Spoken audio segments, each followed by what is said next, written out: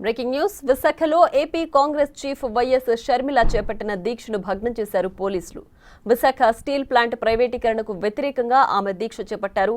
తొలగించిన కాంట్రాక్టు కార్మికులను వెంటనే విధుల్లోకి తీసుకోవాలని డిమాండ్ చేశారు.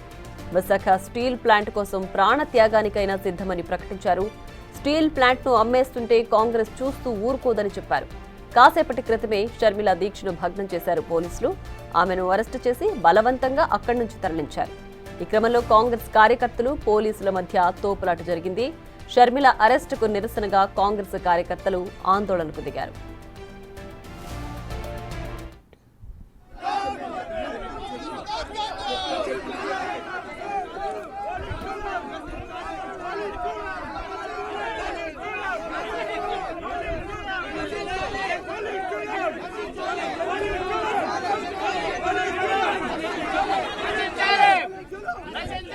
విశాఖలో AP Congress chief YS Sharmila చేపట్టిన దీక్షను భగ్నం చేశారు పోలీసులు. విశాఖ స్టీల్ ప్లాంట్ ప్రైవేటీకరణకు వ్యతిరేకంగా ఆమె దీక్ష చేపట్టారు. తొలగించిన కాంట్రాక్టు కార్మికులను వెంటనే విధుల్లోకి తీసుకోవాలని డిమాండ్ చేశారు. విశాఖ స్టీల్ ప్లాంట్ కోసం ప్రాణ త్యాగానికైనా సిద్ధమని ప్రకటించారు. స్టీల్ ప్లాంట్ను అమ్మేస్తుంటే కాంగ్రెస్ చూస్తూ ఊరుకోదని చెప్పారు. కాసేపటి క్రితమే షర్మిల దీక్షను భగ్నం చేశారు పోలీసులు. ఆమెను అరెస్టు చేసి బలవంతంగా అక్కడి నుంచి తరలించారు. ఈ క్రమంలో కాంగ్రెస్ కార్యకర్తలు పోలీసులకు మధ్య తోపులాట జరిగింది.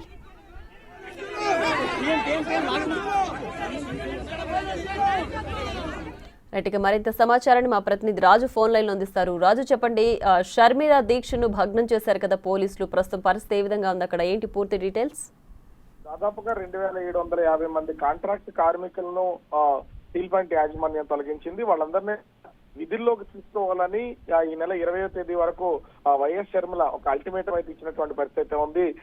20వ తేదీలోపు తీసుకోకపోతే 21వ తేదీన ఆమరణ నిరాహార దీక్షగా విశాఖ వేదికగా స్టీల్ ప్లాంట్ వద్ద చేస్తానని ప్రకటించినటువంటి వైఎస్ షర్మిల అనుకున్న విధంగానే మధ్యాహ్నం 1 గంటకు దీక్ష శిబిరానికి చేరుకుని దీక్ష చేపట్టినటువంటి పరిస్థితి ఉంది. దాదాపుగా అంటే 72 గంటలు ఒక అల్టిమేటం కూడా ఇచ్చింది. 72 గంటల పాటు దీక్ష చేస్తాను, ఖచ్చితంగా స్టీల్ ప్లాంట్ యాజమాన్యం వీళ్ళందరినీ కూడా విధుల్లోకి తీసుకోవాలని చెప్పినటువంటి పరిస్థితి ఉంది. అయితే మీడియా అదేవిధంగా కొంతమంది కాంట్రాక్ట్ కార్మికులు దీక్ష శిబిరం నుంచి వెళ్లినటువంటి నేపథ్యంలో 9:30 తర్వాత పోలీసులు ఒక్కసారిగా 200 మందికి పైన వచ్చి దీక్షను భగ్నం చేసి వైఎస్ షర్మిలను బలవంతంగా అక్కడి నుంచి తరలించి సిటీలోకి అయితే తీసుకొచ్చినటువంటి పరిస్థితి ఉంది.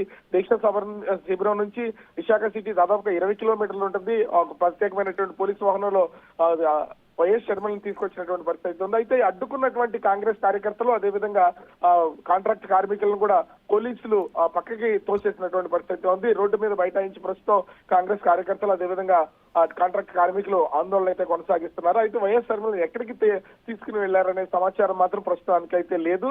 అయితే హాస్పిటల్కి అయితే తీసుకెళ్లి కొంత చికిత్స హైదరాబాద్ పంపిస్తారనే సమాచారం అయితే ప్రస్తుతం అందుతున్నటువంటి పరిస్థితి కనిపిస్తోంది. Priya. Right Raju, thanks for the updates.